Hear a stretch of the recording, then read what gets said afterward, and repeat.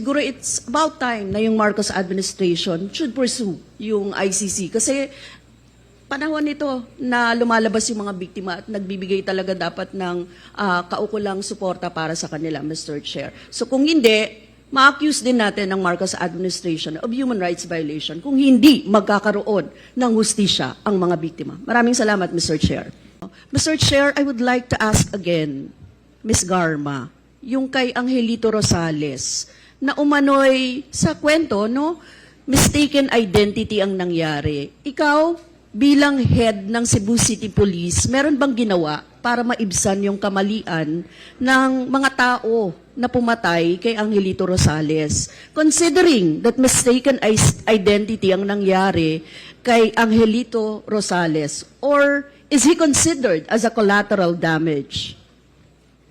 Mr. Chair, I cannot comment on the case of the son of Ms. Rosales because I can no longer recall the case. Siguro let us check the records and perhaps we will be able to know the status of the case right now.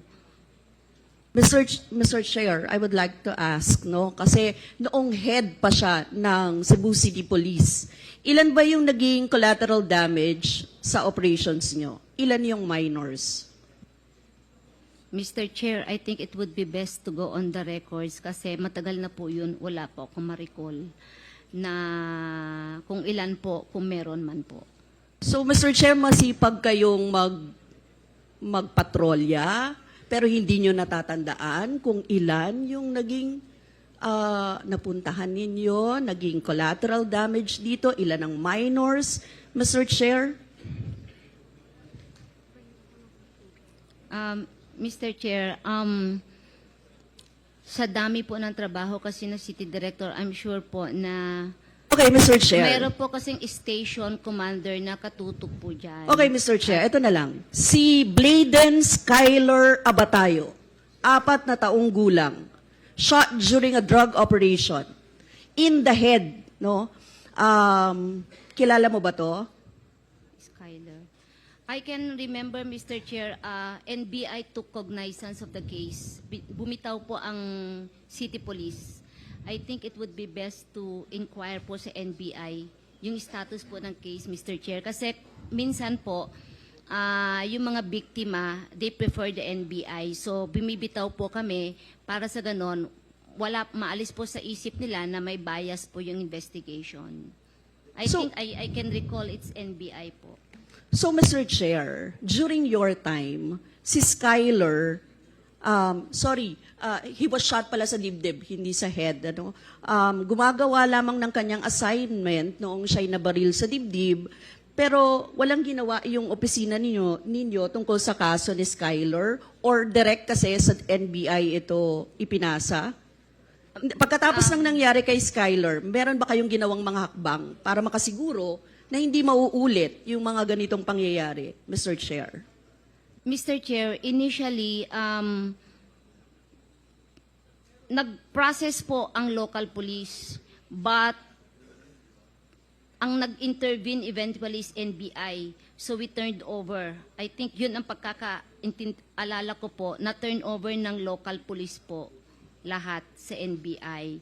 Kasi po, para po sa ganon, hindi po mapag-isipan na may bias. So I think it would NBI, be pero best sa inyo, wala kayong ginawa. You just turned it over. No, Mr. Chair. Meron po, kaso nga lang, nagkaroon ng preference na NBI. So, pinagbigyan namin na NBI na lang kasi baka kung sakali hindi favorable ang results sa kanila, baka sabihin po na inayos. So, bumitaw kami para sa ganun maging neutral yung pong investigation, Mr. Chair, Your Honor.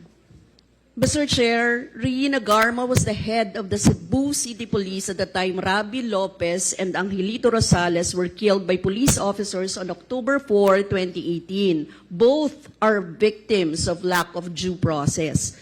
For Angelito Rosales, he was also a victim of mistaken identity. Paano pa kaya yung mga hundreds of collateral damage victims killed during the war on drugs ni Rodrigo Duterte, Mr. Chair. Now, I would like to present, Mr. Chair, the 2 videos of interviews with Ms. Rowena Garma. Pwede po ba nating ipakita? Yes, clearly, Mr. Chair, na pinakita naman ng video. Tinuring na mga collateral damage. Yung 2 video ay mula sa panayam ng Sunstar Cebu noong July 2018 at mula sa Al Jazeera English na nilabas noong November 2018. Mr. Chairman, klaro po sa 2 videos na interview kay Rowena Garma, parte ng war on drugs ni Rodrigo Duterte ang pagkamatay ng mga inosente. Sinabi niya mismo na pwedeng madamay anumang oras ang inosenteng buhay ng isang tao sa war on drugs. Ganito ang mukha at epekto ng war on drugs ni Duterte. Maraming inosente ang nadadamay, walang due process sa mga biktima, bigla na lang pinapatay o kaya naman natatamaan ng mga ligaw na bala mula sa war on drugs operations. Mr. Chair, during Rowena Garma's stint as head of Cebu City Police, intense ang naging war on drugs ni then President Rodrigo Duterte. Madugo, walang due process, even innocent lives are lost. Sinabi ni Rowena Garma na everyone needs justice, pero nasaan ang hustisya para kay Rabi Lopez, kay Angelito Rosales, kay Skylar Abatayo? Nasaan ang hustisya para sa daan-daan at libo-libong pinatay at namatay dahil sa war on drugs na inilunsad ng Duterte administration? Mr. Chair, lastly, I would like to ask again, Attorney Nery Colmenares, nakita niyo naman po, napakaraming nagsasalita na ngayon, lumalabas ang mga biktima, ngayon nila, kailangan ng hustisya, Mr. Chair. So, I would like to ask Attorney Nery, paano kaya nila makakamit, makukuha yung hustisya ng mga biktima na ito? How will it happen? Pwede mo po kaming paliwanagan kung paano? Thank you, Mr. Chair. May malaki tayong problema ngayon, Mr. Chair, kasi it's been a long time. Ang pamilya hindi binigyan ng mga dokumento na importante kung gusto mong magsampa ng kaso. Marami sa mga witness ay takot.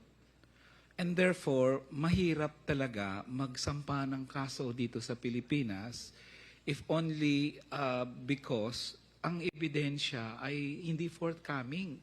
Paano mo sasampaan yung kaso na nakalagay sa death certificate, bronchopneumonia? Parang tagilid ka na agad, Mr. Chair, para kasuhan kung sino man yung responsible. Paano mo kakasuhan pagpasok, patay ang mga CCTV? Only the word of the police team that went inside the jail ang pagbabatayan mo dito. Paano ka, grabe there is, the perpetrators, of course, must be held to account for this.